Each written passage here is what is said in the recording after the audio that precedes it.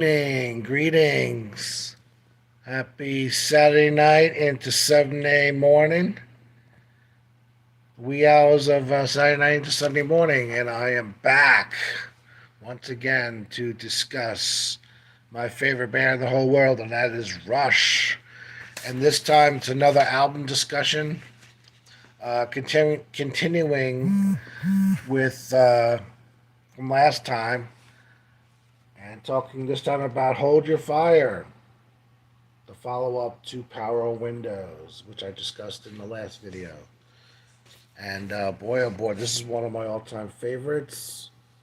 And I'll be telling you why as I discuss this. Um, One thing I'd like to do that I didn't really get to do last time was before I get into the album Hold Your Fire and everything about it in my journey with Rush is talking about, I didn't get to do it last time, but talking about between these albums and my journey as far as like checking out the back catalog in my learning about Rush's music before Signals because I got on board with Signals as I discussed in that video. But along the way, I'm learning about what they did before that, and that was a long journey in itself, just doing that. So generally speaking, now we're at Hold Your Fire. By the time I got to Power Windows and Hold Your Fire, I pretty much had all the albums. Um, it took a long time, to get around to picking up at that time. I guess it was 12 studio albums and then at the time, two live albums. Um, Basically, I started with Signals. Grace Under Pressure came out of that, and then Moving Pictures. Those are the main three that I listen to most of the time. And then along the way, I would pick up different ones. So I think like Fly By Night, I might have had the tape, I think, at first, but other than the song Fly By Night, I didn't really know much about it, but because Fly By Night was one of the first songs I learned on guitar. And then one of the biggest albums for me was Exit Stage Left, the live album, double album I got for Christmas one year. I think it was 1983. And that was pretty much the best gateway for me for Rush before Signals, their music before Signals. That album was a great way to start with that. Songs like The Trees, Xanadu, and Jacob's Ladder, and things like that uh, was exposed to me on that album, as well as a lot of the stuff on Moving Pictures, which is great. But anyway, by the time I got to Moving Power Windows and Close Fire, I had them all. I had all the albums. I gathered them little by little, but I still hadn't gotten around to all the songs. So I still had yet to learn all the deep cuts and everything like that. I would say by the time I got to Presto and Roll the Bones, which I'll be talking about after the next couple of videos, by the time I got to those albums, I definitely had heard every song, but it took a long time. But so yeah, in between Power Windows and Grace and Depression, Power Windows and this, definitely went around. By that time, I had all the albums and the live albums. So and then not only that, my family, I remember we finally got our first VCR in like late '86 into early say '87, which opened a whole another bunch of doors with as far as videos because we had a little video store. Remember those in the '80s? And I'm not talking about Blockbuster or Hollywood Video. This is before that. We had these little video stores, mom and pop stores around town, and they were great. The one by us in East Northport, Long Island, was awesome. And we used to always they had all the Rush videos. They had Through the Camera Eye and Exit Stage Left, and I think Grace Under Pressure too at one point. And I used to rent those all the time, every other weekend, and watch them. So learning a lot of their older songs through those, and then the live albums and stuff. All the World's a Stage, too. Great. That's just like with Exit. All the World's a Stage is another great gateway as far as like the first four albums. 2112 and all that. But anyway, so by Power Windows 25, I had all the albums and knew, basically all the main hits and things like that. So anyway, So let's get on to it. Hold Your Fire. Between Power Windows and Hold Your Fire, it felt like a very long time. Um, felt like, I think it was a year and a half, maybe longer, but it felt like a lot longer. It felt like 2, 3 years the way it went. But a lot happened. I was growing up. I was going through high school, and by the time Hold Your Fire got released, I was entering my senior year. So I was in between. In fact, it was the end of summer 1987 that I first heard. Um, they released the first single, which was Force 10. And but I'm getting a little ahead of myself. But a lot changed because I was starting to work too. When I was in high school, I was starting to get my first like jobs because like before that, my life was pretty carefree. The only like employment I had was delivering papers in seventh grade or whatever, and mowing lawns, which is I made money, but it was pretty laid back. Wasn't that big a deal. But now I'm starting to work in like supermarkets and stuff like that, and dealing with asshole bosses and shit like that, and all that. So I'm starting to enter the world of a little bit of a responsibility and not as much carefree the way it used to be. So a little bit more seriousness, stuff like that. But it's part of life. You're a teenager, you either flip burgers or work in the supermarket. I chose supermarket, and so I was working at Wallbounds over in Comac, pushing carts. And I remember, one other thing I want to do too is I want to just give a shout out to my, because this is a very important in this stage. I want to give a shout out to my good friend Blake, who I known since kindergarten. And Blake is sort of like me and him are both very creative people. I'm a musician. He's an artist, an excellent visual artist and stuff like that. He's into doing his own art and comic books and things like that. But me and him are like Rush Bros. Um, Basically from Power Windows, all the concerts I went to, Rush concerts. Blake pretty much went to all more than half of them with me, and we basically followed the band very closely together as far as going to shows and talking about the albums when they come out and really into them. Some of my other friends, that are close to me, with maybe like moving pictures, but me and Blake were always like every album like right there. So I think a little later on we moved around geographically, so maybe not as much, but definitely the first from like Power Windows to Vapor Trails, we were always going to the concerts together, stuff like that. So shout out to Blake, my Rush bro. In fact, we just went to the Alamo recently to see the Rush film, the concert film that came out. So that was really cool. But he was the one that revealed to me that the new album was going to be called Hold Your Fire because I was pushing carts at Wallbound, going back to that story.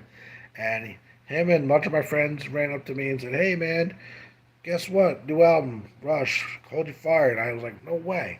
Because, to me, it didn't sound like a Rush title, but now I know it is. It's part of their lexicon. But at the time, I was like, "Really? That's it? Like, Hold Your Fire?" You know? And, um, and then we went into the record store there, and the guy confirmed it. That worked in the store next to Walmart. But that was really cool finding that out. That was the end of this like summer, I think it was August. And then I think not too long after, I think that same day or the next day, I went home and just like with the last album, it wasn't a hurricane this time, but um, when I turned on WBAB, they were playing Force 10, and it was from this time. I just like the last time. It wasn't from the beginning of the song; it was from the middle of the song, the instrumental part that I turned on. When I flipped on the radio, that's the part that was playing. This time, my ears knew. I knew right away. Oh, that's Rush. That's Geddy's bass. And it went from the bass that one bass riff that he does, and then when he starts singing "Tough Times," that part. Uh, Amazing song. Definitely like nothing I ever heard from Rush. Very spontaneous. I think it's the last track they wrote for the album. It was like one of those last minute tunes like No World Man or The Natural Science. Based on this, Neil was talking about. And Pi DeBois, whatever his name, wrote the lyrics. So that was the first track. Very blew my mind. Just best Rush song I ever heard in my life. Best song I ever heard in my life. I think the next day I heard the whole thing. Um, very like I said, like, the best way to describe it is like it's like nothing I ever heard. Very rocking, but very modern sounding too. Very modern sounding, and even more modern sounding than anything on Power Windows. Believe it or not. Um, so that was really cool. And then what else? Like I said, title reveal, Hold Your Fire, and it was pretty long after. It wasn't too long after that. A few weeks later, well, I think it wasn't so much an album release party or anything, but I think BAB just started playing the album, like in the morning show or whatever. I would just hear, I think, and then basically the timestamp still was the next song I heard. You know, and then I think one day I forgot which station it was. It wasn't BAB. It was another station. It might have been Q104 or K Rock or one of those. They played all of side two, and that's when it really blew my mind. When I heard side two, I think Open Secrets was played again too. Was played on the radio too. So basically, I started to hear drips and drabs of the album, and then the one day they played the whole side too, which they would never do now, because people could just record it. I think I recorded it when it came when they did that. Um, and it's like having half the album. And I was just blown away by the material. The first thing that blew me away about this album um, is the confidence level, because after Power Window, remember in last video I talked about Rush's confidence level and their swagger that they got back after Grace Under Pressure. I mean, light years progression from Grace Under Pressure to Power Windows.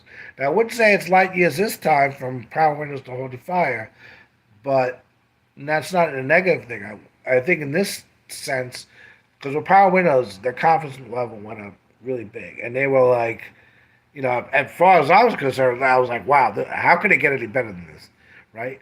But with Hold Your Fire, they did that. They kind of took it to here and went up even more a notch, going from like being really confident in your swagger to mastery, like having mastered. To me, when I first heard these songs and started listening to them, when I eventually got the album and everything like that, I think even just the first time I heard them, my first impression was, wow, they have mastered their new sound that started with signals. They've mastered it. They really feel like, whereas on Power Windows they had a really certain confidence level.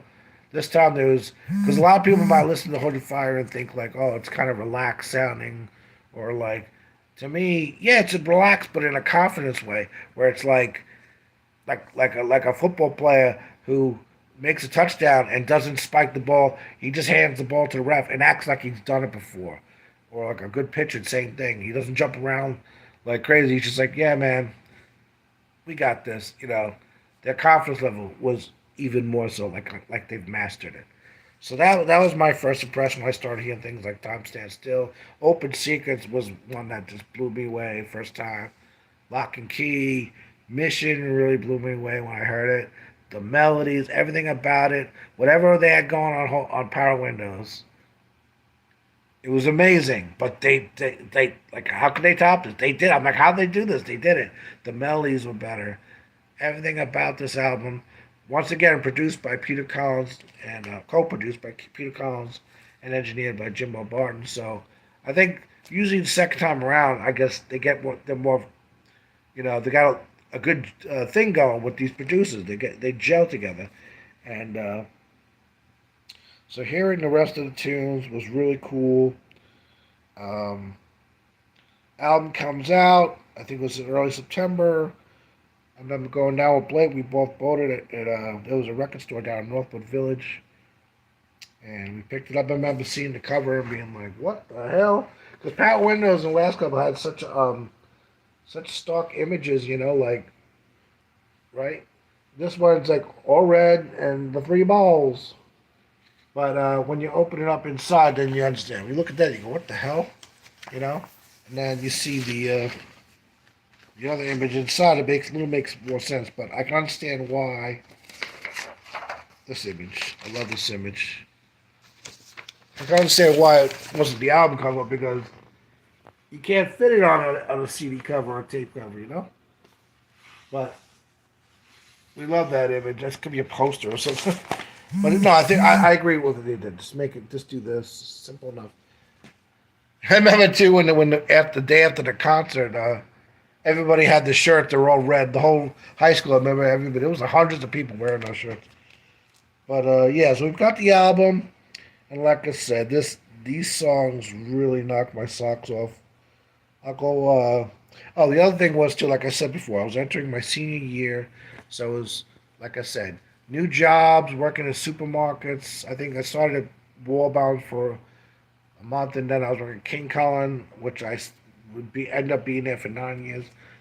And so a lot of changes, going from carefree, uh, teenage life to like having to work a job. And then the other thing, it was a really different year, senior year. It was a mixed bag of like a lot of firsts, a lot of new experiences, like first girlfriend, Michelle.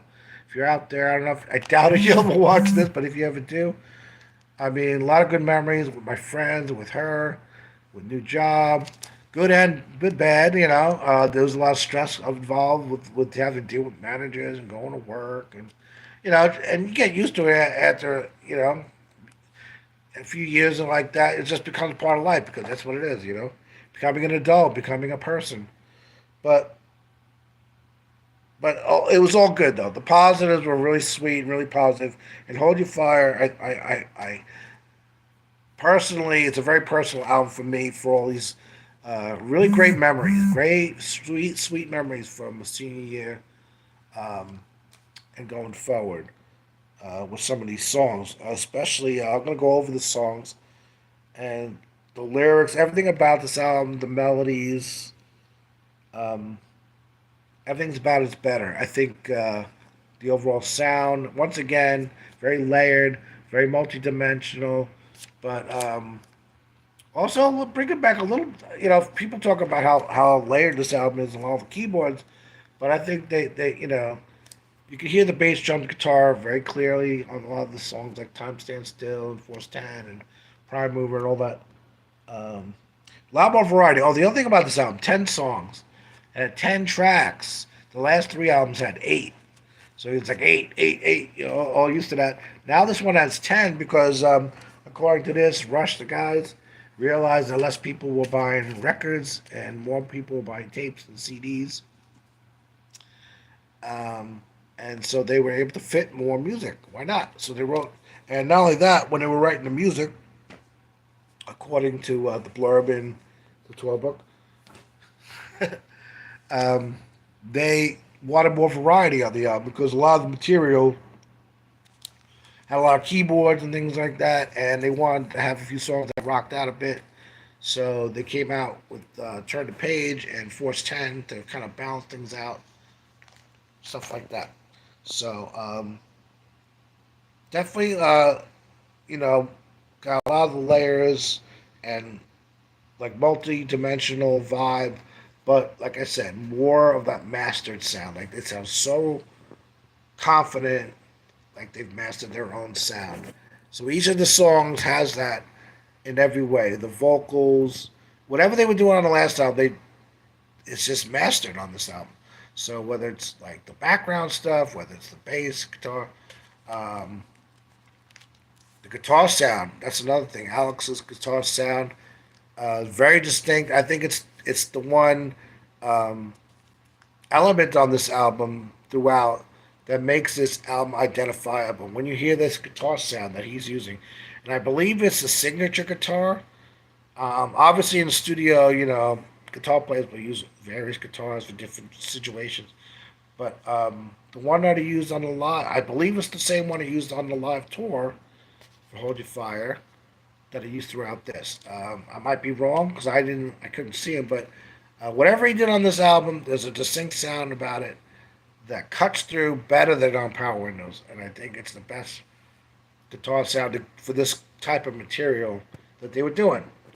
So that really stands out to me. A lot of people talk about, it's smothered in keyboards. Yeah, there's a lot of keyboards, but Alex's guitar, um, stands out in a big way on Hold Your Fire. You know he's playing. So anyway, the song. Let's go through the songs, right? Um, First track, opening track, Force 10, like I said. That was the first one I heard, and it's like nothing I've heard. So much going on. It's so like first of all, Geddy Lee is playing these chords. This is the new thing. And what's really cool about Rush is how they introduce new things every album too. They don't always just phone it in. So with this, Geddy's playing these bass chords. Dun, dun, dun, dun, dun, dun, dun. That's the main riff of this song. It's like Geddy doing that, and it's almost like Alex's guitar is like backing that up. It's like they switch roles in a way and filling up the soundscape with his guitar parts, which in this song it sounds like they're all so busy. It's so tight, and Alex's guitar part, no exception. Um, one moment he's riffing out, another moment you hear arpeggios, and he's doing everything. He's just like, But Geddy's really holding the glue together with those bass chords and that in the tough times, the riff part. Rocks Out, very rocking song. They would open up with this song on Presto, Roll the Bones, which was perfect. And it's very modern Rush, but again, all the like sort of sequencers and Andy Richards, he played extra keyboards on this. All those parts on this song are, you know, I take it back what I said before. I think they are light years better than Power Windows in a way. Like whatever they did on that album, this album, it was like okay, we were just getting started with that. This time, way more sophisticated with whatever they were doing. Um, so a lot of cool bits on there. Um, and I think the song, I'll get into the lyrics deeply on a separate video, but I think Force 10 is basically, I think it's about the band. I think they're talking about themselves. Being in a band and, you're touring and I think using different metaphors, the Force 10 or hurricanes and different things. There's so many parts of this, lines in the song, um, so many images and stuff. But I think I just summed it up with like it sounds like they're just talking about them, and that's what I picked up from it. But it could be mean a lot of things to a lot of people. Um, Really cool. It has that jackhammer sound at the beginning and end. Another new sound. Great opening track, and it goes right into Time Stand Still. Runs right into it. That probably would have been the opening song, but then, like I said, Force 10 was added at the end. Time Stand Still. Yeah. That's a song. Another great riff by Alex. Right up there. I said last time Big Money was one of the best riffs Alex ever came up with. Well, the riff in Time Stand Still. Da-na-na-na-na-na, da-na-na. I mean, that's right up there with Limelight, right up there with Big Money, Fly By Night, you name it. That's a Rush. That's an Alex riff. And a song that was meant to be written. Time Stands Still. Absolutely. I mean, they could have wrote that any time, but yeah, Hold Your Fire. That's when it came out, and I think Neil said in the book, 12 book, that this is the first lyrics he worked on, and the original theme overall was going to be time. Let me talk about that for a little bit. Whereas the last theme of the album was power, just power. This time he started out with it being about time, with Time Stand Still, and then as he kept writing more lyrics, um, the other songs would talk about instincts and temperament, things like that.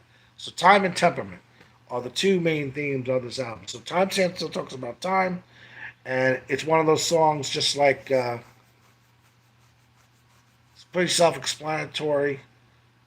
Um, like on the last one, when I talk about marathon being like that, well, Time Stand Still is like that too. Where pretty much anyone is, some of Neil's lyrics like Force 10 or Prime Mover or whatever, the lyrics can be really like so many images. You throw so many things at you, go what? I gotta think when you hear it the first time. But Time Stands Still, none. You hear that right away. We all know what he's talking about. about um, thinking about a time period and like having when you're in a having a great time, wishing it could last longer, or looking back on something after the fact and realizing how beautiful a time, like what a great time to be alive. I do that now, thinking about growing up in the 80s or whatever. Wow, what a beautiful time to be alive, like the older you get, or even something that might have happened recently. Maybe at the time you knew it was cool, but now we look back, oh, that was really cool. So anyway, Todd Sansfield, self-explanatory, great lyrics, and Amy Mann, another new element on this album, having another singer sing with backup. So Amy Mann from Till Tuesday helped sing, co-sang it with Getty, and she's perfect for the song. Awesome tune, awesome tune. Next track, Open Secrets. Now, to me, Force 10 and Time Stand Still, as great as they are, they're kind of like appetizers, right? 1-2 Punch, Rush is known for them on every album. Now we get to Open Secrets. Now we're really getting deep into the album. And Open Secrets is like still to my this day one of the first tracks I go to. Um, at least for side one, definitely my favorite song on the first half of side one, or whatever you want to call it. Love this song. Blew me away the first time I heard it, and it's a very chilled out kind of song too. It's not like in your face or anything as far as like heavy guitars. It's more of that. Well, Getty talked about it like a jazzy. Um, I like this sort of thing, especially when Rush goes down this avenue. Obviously, they're a rock band. I get it when he talks about like, yeah, we gotta be more rock. But when Rush goes down this sort of jazzy, uh, kind of modern jazz kind of feel, I think it's cool, especially for Getty with using that wall bass and everything. And I think these guys shine. Neil bless his soul. They all shine on musically when they go down that style. Blues, same thing. Whenever they did blues kind of songs, or blues elements like on the way the wind blows on Snakes and Arrows. You know, I mean, Alex can play the blues if you believe it or not. When he wants to. It's the same thing. So when I say jazz, I mean there's different kinds of jazz, but you know what I'm talking about, like that sort of jazz fusion kind of thing. I think Open Secrets kind of has that vibe to it. There's a bunch of moments like that on this album, um, and I think it's great. I don't think it's like wimpy or anything like that. I know I like to rock out more than anybody, like Counterparts or whatever, or like. But when Rush went down this avenue of jazz fusion, awesome. Um, One of my favorite guitar solos of Alex. I would argue. I would tell him and argue it's one of the best ever. Some of the dive bombs, oh my god, he's just like such pinpoint control with the whammy bar, um, and the guitar solo, and the interplay between Alex and Getty and the verses with the bass and guitar, um, so locked in, and Neil is so precise. Now, some people would argue that heard people in the past argue about, oh, Neil sounds like a machine or something like that. It's like, yeah, well, his job as a drummer is to play in time, and especially when you got sequences, yeah, you are locked into like a click track or stuff like that. But I think Neil does it in a cool way where you could still, yeah, it's technical, but it still feels pretty awesome compared to other drums anyway. But to my ears, it sounds great, and the feel of the song is so amazing. The keyboards are amazing, and you can hear everything. Nothing's getting drowned out. The guitar is not drowned out. Um, the lyrics are really cool. I think it's about to sum it up real quickly. I think it just sounds like it's about an argument. I don't know if I know in the book here it says they had a discussion, Neil and Getty, about lyrical ideas for Open Secrets. Now I don't know who was it, but maybe I think it's definitely about an argument. I don't know if it was Neil and his wife, or maybe Getty and his wife, or maybe they heard someone else arguing. Who knows? But I think it's adults, a man and a woman in a relationship having an argument, and the feelings that you feel afterwards and everything, and thinking about it and stuff like that. We've all gone through that, and addressing instincts and how to coexist and resolve everything, um, listening to each other, and things like that. So it gets into that. And I think he does it in a cool way, which Universal, Neil's really cool about it, really unique about it. We all love Neil for that, of not just going with tropes and cliches and being very unique, being very universal, yet being personal and universal at the same time. So really great musically. I think they go really deep. I could talk about Open Secrets forever. It's just such a great track. Moving on. Got 10 tracks. Second Nature. Second Nature. Now, one thing about Second Nature, and a lot of these songs from Holy Fire, and whether it's this or like Between the Wheels or Territories or whatever, it's a lot of these songs that Neil wrote lyrically. It ought to be second nature, Um, so relevant today ever as they ever were then when he wrote it back in the 80s, Um, and I think it's more of a timeless thing. These ideas are timeless, but you look at the world now and you read the lyrics and go, wow, like this works now, like more than they ever did then. But second nature, again, pretty easy to understand. It's like everything's messed up in the world. Come on, guys, it's ought to be second nature. Why do we gotta be like that? What are you doing? That kind of thing. But the musically beautiful song. I mean, it when you hear it, it's a little jarring for Rush fans to hear like this little electric piano opening the song. But once it kicks into the verses and the rest of the song, it's very Rush like, I think, and it actually rocks out a bit too. It's not just like like no, it kicks into like pretty good, rocking out verses and stuff like that. Very textured and everything. It got this. I love the strings towards the end. A little break. Oh, they, it's gorgeous, gorgeous, awesome. And like I said, with as far as the strings and stuff, kicking it up a notch from. They started using like string sections and stuff like that on Power Windows. But beautiful song, great message of we got a lot of great lines in the song too. Feed the we fight the fire while we're feeding the flames and things like that. Just great lyrics. Prime Mover, another great song. That's the last track on the first half. Um, it's got a great bunch of hooks in it, using different sounds. Got this all the basic guitar going back and forth with that riff, and a great array of like keyboard sounds. Once again, multi dimensional, but yeah, I would say Light is better than Power. I know I'd say it wasn't, but I think so. It is, in terms of like just being more sophisticated with it and being like way more creative with it. Prime Move is such a snappy little song here with some great melodies in it. Great bass line, the melodic sense on these songs. It's very strong melody. The melodies are so much stronger. Getty's voice sounds amazing. His wall bass. Um, the drums are really tight and snappy.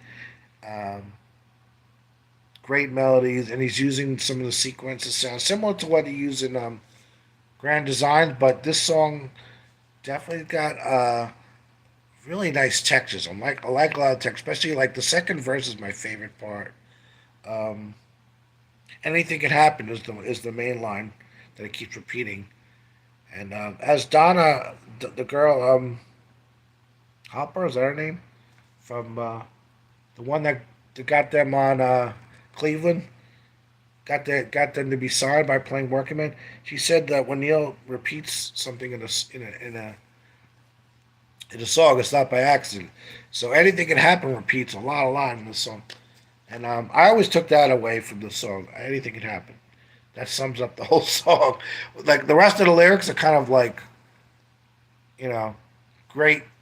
I always love it when Getty sings Neil's lyrics because when it has all these big words and all these like images and big words and stuff like that, it just sounds very Rush like, because it sounds really smart and makes me feel smart. It makes us all feel smarter, right?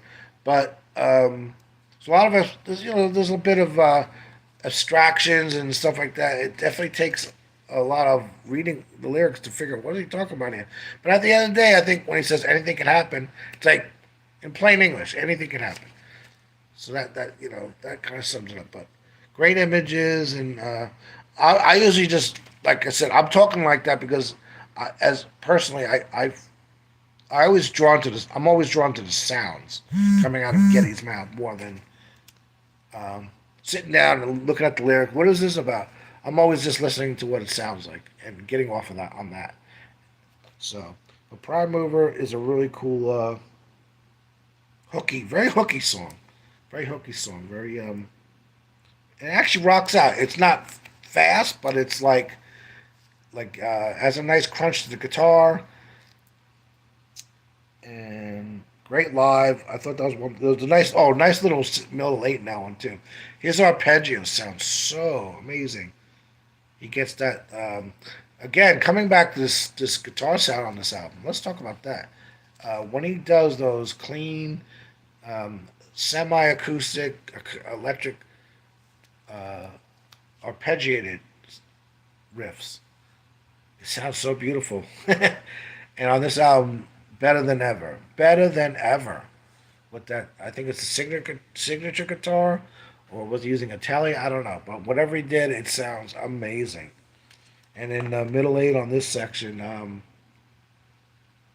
it sounds so perfect. Let's move on to the next half. Lock and Key opens up side two or the second half, and oh my God, like I said before, when they first released that one radio station played side two, this song just blew me the hell away. The title, I love the title, Lock and Key. I was like, oh yeah, that's cool. And then this song with those strings in the beginning and the keyboard, whatever it is, sounds like a combination. Then Getty singing, "I don't want to face the killer instinct, face it in you or me." To me, that's one of the best lyrics on the album. Me personally, that says it all. It's my life's creed. I don't want to face the killer instinct, face it in you or me. That repeats a lot in the song, and that kicks off Lock and Key, which is a very dark, rocking song, and it maintains, like I said, the multi-dimensional aspects of Hold Your Fire, but um, very kind of sinister, kind of dark sounding song. Um, with a lot going on. There's so much going on in the verses, from verse to verse. Uh, you have a lot with the keyboards going on, but the bass drum guitar, very busy. Especially Getty in the second verse with that wall band. That's one of my favorite moments of Rush in Rush history as far as Getty in his bass. He's got some really cool funky parts going on in that second verse. It just I always walk around just thinking about that part, um, and just juggling like the guitars and the keyboards and all the different sounds and everything, the multi-dimensional aspects. It's just they never really played it live beyond the Hold Your Fire tour, and it's a shame because um, this song also has a lot in common with Tom Sawyer in a way because the main riff, they do everything with that. They take that riff and do everything with it. Everybody, like Alex Getty, the keyboard plays that part, the guitar gets to play that part, the bass plays the part. Just like in Tom Sawyer with,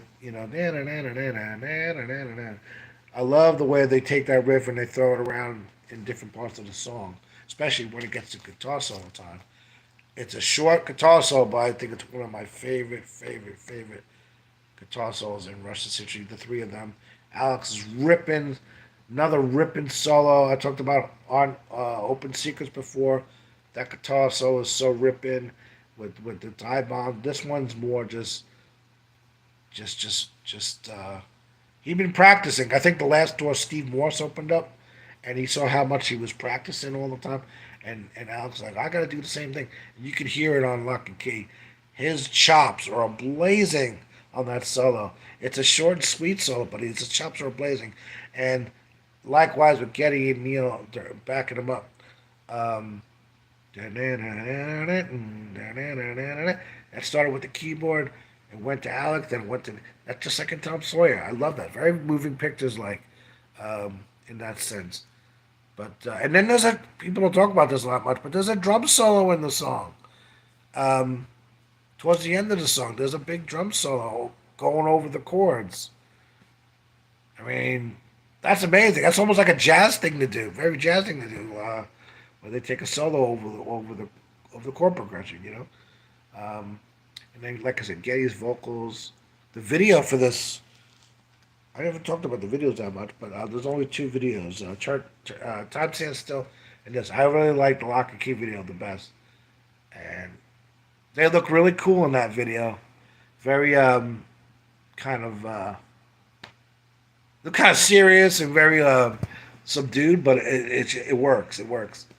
But yeah, great song. I mean, like I said, guitar solo, and then they go through the last verses, and then they get to the drum solo, and then he takes the song out, fades out, and Neil's just going off.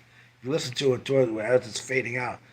Oh my God! When they do it live, they have a live version from A Show of Hands that was taken from the Laser. If you ever go watch that, it's so badass. That song is badass. I wish they had played that more or brought it back or stuff like that. 'Cause that's one of my favorite Rush tracks of all time. Now, that track is one of my favorite, but the next one is very important. Mission.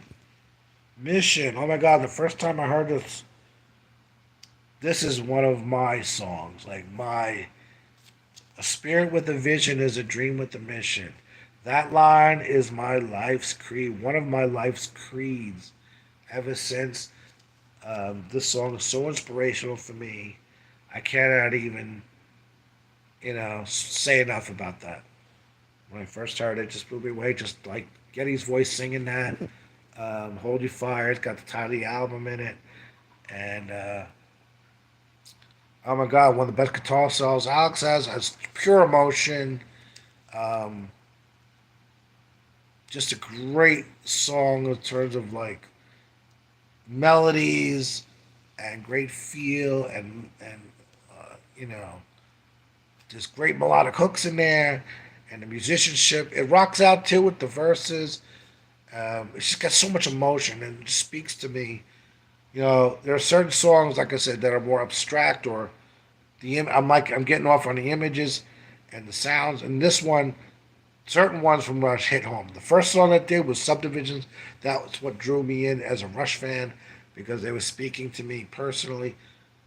This one spoke to me personally and hit home in such a big way because I knew I wanted to be a musician when I was in senior year. And this song was talking about missions, and like um, just knowing what you wanted to do with life. There's people that know what they want to do, and there's other people that maybe don't know what to do. I was one of the people that did. I knew right then I wanted to be a musician and everything like that. Am I a professional musician? No, but it's what I do. It's even though I work a day job, stuff like that, music is still my life. But I always knew I wanted to play guitar. Anyway, Mission, it spoke to me in that way, and then like dreams, going after your dreams and all that kind of stuff. Being obsessed, the obsession. Like it's one thing you have to have that obsession, that drive, all those things that they talk about in the song. So I could talk about those lyrics forever because when he said that, I knew he's speaking to me, and I'm sure I'm not the only one. So, and this is one of the reasons Holy Fire is one of my favorites. Is this song because this song, um, right up there with Subdivisions, and later on Bravado. There's a lot of them that that's for me. This is my song, me. So yeah, and then what's really cool is like it's very melodic and a lot of there's a bit of rocking out and melodic like when they get to the choruses and verses, but then they got that middle section, that great instrumental break where it just goes crazy. I think Geddy described it as going from like a very conventional sound to just like all hell breaking loose. And that's a great description because that's what happens. All of a sudden they go into 5/4 time signature, and then it just goes nuts. And then you got Neil playing his new drum kit, the Ludwigs, which I love. I freaking love those drums. I forgot to mention that he switched from the Tamas, but he's using these marimbas that he used in when we first heard him use the Ludwig. It was on a little instrumental bit called "Pieces of Eight," and he used these marimba things. And here it was, he was able to incorporate it on Mission. I thought that was really cool. Here's Neil playing some melodies, on his thing, and again, a very jazz fusion kind of thing to do, but all the band's really tight and like it's one of those Rush instrumentals. It's not that long, but it's right up there with the best of them, Free Will and everything. Where if you're a band, you're gonna do a cover of this song. Good luck with that part. I mean, you're gonna go nuts trying to play it, but Cold Comfort for the ones without it in the last verse, talking about that. I mean, Getty's vocal delivery. I gotta say, this song is probably one of his. If I was to say top five, this is one of the best from Getty. Absolutely. And then a guitar solo fading out at the end. So much emotion. That's the thing about Alex. He's not always about who could play the fastest, like Eddie Van Halen, which I love, and everything like that. He's about just letting it rip and just holding notes and just you know. Alex is such an expert at that. Um, you wish that guitar song go on forever because it sounds so beautiful, so gorgeous. Anyway, then moving on, turn the page. Once again, this is Getty using the bass chords, which I think again he picked up from his friend Jeff Berlin, who's jazz fusion bass player that played on Alan Holdsworth and stuff like that. Um, and that guy's phenomenal, by the way. But that's what Getty got that from. He was friends with him, and he showed him that, and Getty's like, "Let me try that." So turn the page and Force 10. He's using his bass chords, and I knew it was a bass right away. Some people thought it was a guitar, but no, it was a bass line, and that's the main riff of turn the page. Great riff, and then turn the page. Great song. It came out of a soundcheck jam, according to Getty. I remember him talking about that on I think it was a radio interview. So yeah, and you can totally hear it, especially when you get to the guitar solo. It sounds like they're jamming. Um, Very jamming tune. I mean, the verses, that first verse and second verse, very jamming. Getty right up there with Big Money as far as busy bass lines and having to sing along to it. In fact, Getty had some issues with this song, trying to sing and play the bass because um, it was very difficult. But he eventually got it. But I remember him saying that he had trouble with it. But very busy bass line. Good luck with this too if you're a cover band. A lot of Rush cover bands, a lot of really good ones out there too. But you got to practice your ass off with these songs. That's why when everyone talks about like the '70s, I don't disagree with them, but these '80s songs are right up there as far as like complex and hard to play. Like so. Turn the page, rocking out, but it also again has a lot of the great keyboards, textures, and parts that are very sophisticated. The way they use them on this album, very you know what it is? Let me describe it this way.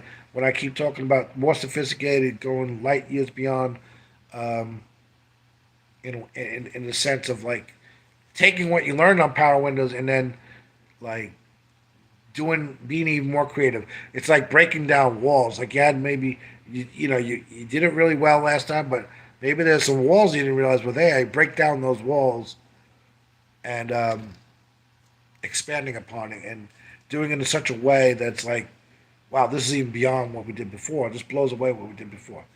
So that's definitely the case on this, using keyboards, mixing it with the rocking, bass drum, guitar, and all that.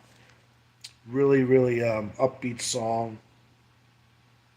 Probably would have closed out the album if it wasn't for a couple extra songs, but um, I'm so glad it had 10 tracks because oh, and getting the lyrics are really cool. Turn the page, kind of about how to like have this theme of compassion. That Neil has in a lot of lyrics.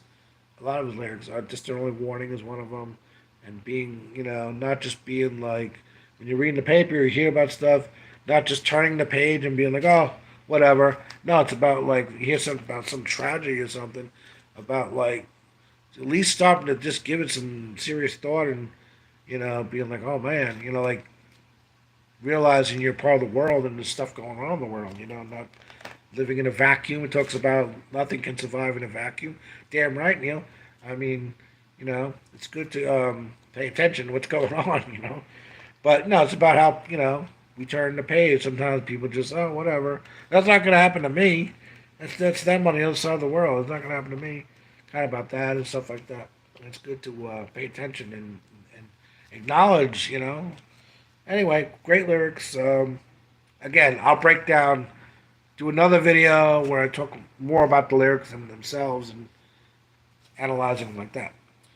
But the last two tracks, Tai Shan and High Water, amazing, amazing tracks. I mean, now I know that for a fact that, and I'll get into more of their opinions later, but that Alex and Getty have been on record saying they don't like Tai Shan anymore. I don't know why. It's a gorgeous little track. I think it's almost like part two of Mystic Rhythms or something. But apparently, Neo with his various excursions, he's a big world. He used to be a big world traveler, as we all know, and it was in China and went to this mountain or whatever. I think it was called Taishan or something, and that's the name of the track. And he talked about, how his experience, and the song is basically about that. And I think that's what the music reflects. So yeah, it might be a little jarring hearing a flute sound in the beginning or whatever, the Chinese thing, but that's it's like Russia trying to musically trying to Getty trying to paint a picture. Musically it's like a soundtrack to the lyrics. That's what they always say. So yeah, it's a perfect soundtrack to the lyrics, and I think it's a gorgeous song. It's a little short little track.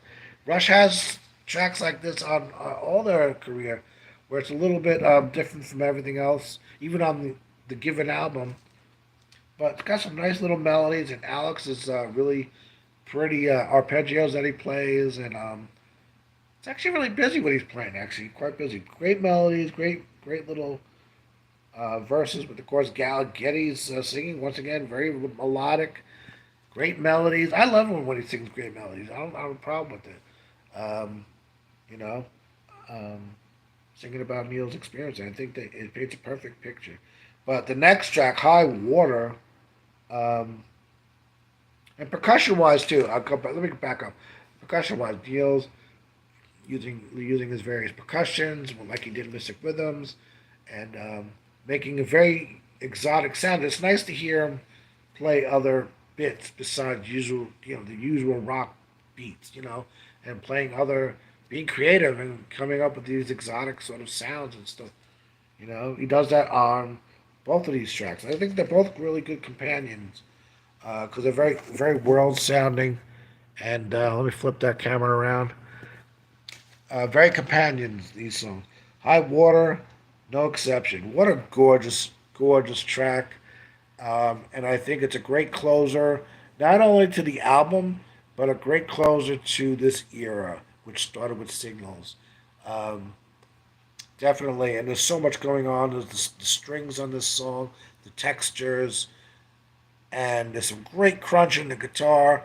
Oh, and another thing, by the way, I don't know if everyone noticed or not, but there's a riff from Caress of Steel. Um, I think it's called Batches Plateau or something. I don't know if I'm pronouncing it right. From the Fountain of Lambeth, that's in that they inserted inside uh, on this song, High Water. Da, da, da, da, da, da, da, da.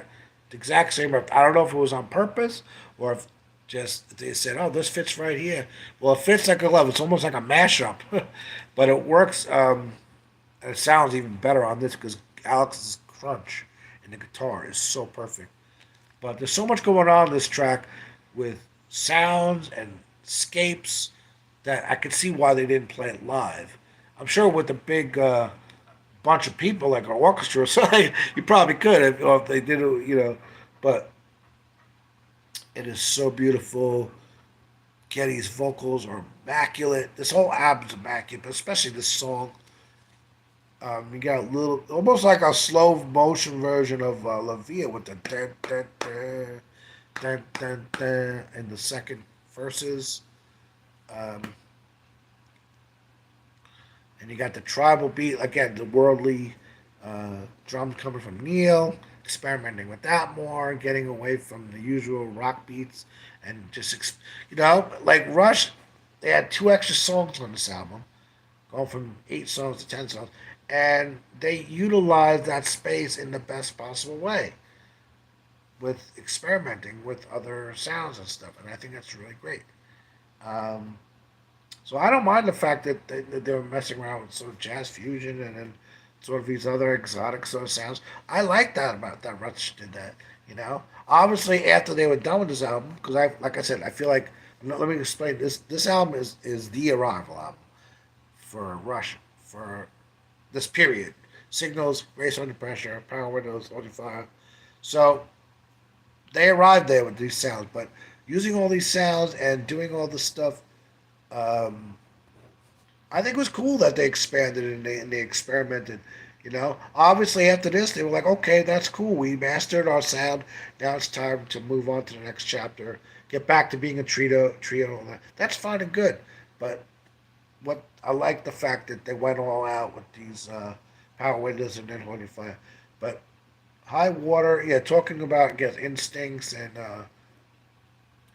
it sounds like just about where we're from. We're from water, right? We're all the oceans, and the earth obviously is mostly ocean. There's no accident that we're wouldn't be life. That's how the life works. Without CO2 and without water and the plants, there's no life. That's why I hate when people criticize CO2. We need more of it, believe it or not, because without CO2, the plants die, we die. Well, guess what? High water. Yes, we're from water. You got to have water to have life. That's just a fact. So high water, yeah, no, it's really great. I like to sum things up. Whenever his lyrics are kind of like all these different images and all these different complex ideas, I try to sum it up for myself. And to me, that's really it just gets into that a bit instincts and uh, how we're from the water, high water. But and then like I said, the best closer, perfect closer for the album. It's such a cohesive. That's another thing. Very cohesive album. Everything is in the right place. There's nothing on this album I would change. And Alex and Getty, no, I would not get rid of Taishan. Everything's in the right place, including that song. And for those that may have a problem with Taishan, there's a great acoustic version of it on YouTube. There's a cover by some dude.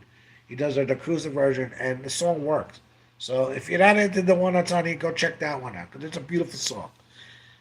I like the one that's on here. I would not change. I would not change a damn thing about Hold Your Fire.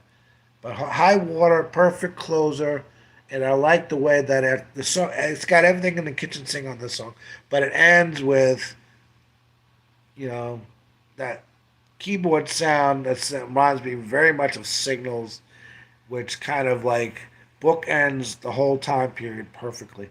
It's like that arc. So we started with Signals, and we're ending it with that. Came full circle, with that type of sound, synth sound.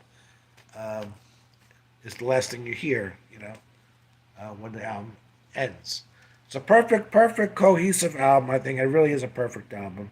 I would not change a damn thing. Um, the boys, they were very proud of this album. I heard interviews of Getty saying it's an arrival album, saying that Power Windows was an arrival for the sonically, but this was an arrival more for the songs. I totally agreed with that at the time. I still agree with that now. Alex said the same thing. He said we took all the. I think he said something to the effect of we took all the best lessons from the last three albums and put it on this album. I agree with that. Um, I think he also went on to say that, a year from now I might feel differently about it, but that's because the boys are objective and they don't sit on their laurels. They're always looking to do better, And I like the fact that they always have that attitude of being objective, because without it, uh, they would never get better. Because I believe every album is better than the last one. But I think for this time period, definitely this is the best album. Tour was really good. What else? The tour was really, really good. The videos were really good. Now the fans had mixed reactions because again, there's all those fans like Eddie Trunk and people like that, or people that were maybe got into them with 2112 and Hemispheres, um, that want them to play like that. And obviously, as we know about Rush's career, they did get back to that eventually. It took them a while, but they did. They did do it. By counterparts and on, they got back to the trio format, and things like that. But I think this was perfect for 1987, 88, and the tour was really good.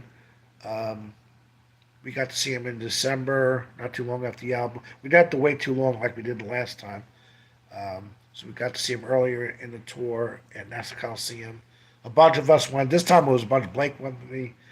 My friend Blake went, and I remember a couple of my brothers. We went like a bunch of people. A bunch of people went to see Hold Your Fire tour one time because that's all we could afford. But a great tour. It was amazing in a 2.5 hour show how Rush was able to fit in all these songs, and then fit in stuff like La Via Strangiato and some of these older tracks. Even though it was an abbreviated version, I know some people kind of complain about that. But what are you going to do? They're trying to cover their career and do just about from every album. I think they did again. Once again, they did just about every album except maybe Fly By Night, Caress of Steel. Uh, but great light shows better. Neil had his new Ludwigs. Geddy finally using the wall bass live. Why didn't he use it on Power Windows? He should have. But he finally brought it out on the Hold Your Fire tour. I thought that was amazing. Everything sounded amazing. Not only the songs for the Hold Your Fire from when they did the new songs, but when they played the older songs, I thought, because I talked about that jazz fusion thing. Well, YYZ is a total jazz fusion track. So when he played that with the wild bass, I think it sounded better than anything. Um, I'll even argue it sounds better than the jazz bass. Some bass players will kill me for saying that, but I think the wall. I loved it when he played YYZ on the wall. It's really good. But and then Alex playing the signature guitar. I love that guitar. It was so noisy, but so cutting through with the keyboards, and it's perfect kind of you know with those single coils really cutting through. Like has that not only but like electric and acoustic sound. Perfect guitar. I wish I had one. Alex, where are you doing those guitars? Give me one. But and then Neil with his Ludwigs. I think they sound better than the Thomas. Again, they cut through the sound. What much more distinctive. All the instruments sound very distinctive. But that's what they used on the tour, and they did it just about everything, material from various albums. Um, Tour went on for a long time too, and it led to a show of hands, which is really cool. But that came out later, and that's about it. No, but it was a good time, holding for a good time. My senior year, going through a lot of changes in my life with a first girlfriend, a first job, and going through the ups and downs of being a senior and getting ready for college, and all the. Generally speaking, though, there was a lot of stress involved. I was a very insecure person, and as a person, but when I look back, all the good times, all the sweetness, there was a lot of sweet memories associated with this period, and that's where. And then, like I said, the songs were some of my favorites ever, like Mission, Lock and Key, Prime Mover. I mean, these are some of my favorite Rush songs ever. I mean, if Rush had ever came back and just did the whole album in its entirety, I would be all in. I know a lot of other people maybe not, but I would. But Open Secrets, I wish they had played that live though. That I'll be honest with that. That's a great, like I said, guitar solo. I could talk about. I'll revisit these albums and songs another time in different discussions. But yeah, Lock and Key, Mission, When I think of Hold Your Fire, yeah, it's got a lot going on. A lot of variety. It's got a lot of variety too. Um, I think Neil, just like I said, described as introverted compared to Power as being extroverted. I just, like I said, more swagger, more of a mastery. The band's just like, yeah, man, we got this.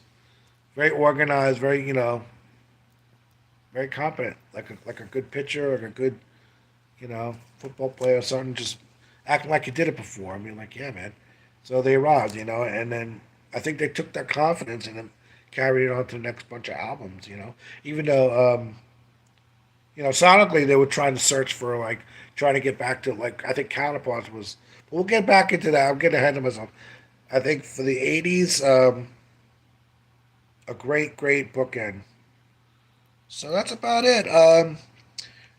If you, the viewers, if you're watching this and you have any ideas about this, I know I don't cover all the aspects. There's a lot of things like the album cover. How about the album? I really talked much about the album cover last time. I know, but like I said, this one has the three balls, and then which relates to the image on the inner sleeves, which is the guy juggling the balls in the middle of the street. Great image. Um, and if you look at the gatefold, there's a lot of little clues in there, little things relating to other albums and songs, and different little goodies. I love that image. It's an amazing image. And the pictures of the guys and everything. Um, yeah, it's excellent. Excellent album. Um, Great tour. And then moving on after that, Presto. So we'll be talking about, well, the live album came out first, but I'm sure I'll mention that too as well. But studio wise, it was um, it was Presto. So that'll be the next album I talk about. And if you have any ideas about this one and what you remember, tell me your memories. Where were you when Hold Your Fire came out? Were you there when it came out, or did you get it later? That you got into Rush later with future albums and went back? What are your favorite songs? And what's your take? What was your journey like? I like hearing your personal journey as well. Um, so hope you enjoyed my talk. I don't mean to babble on too much, but it's my passion. Rush is my life and my passion, and it's just as it is. Millions of others, and I'll see you next time talking about Presto. So have a good night and rock on.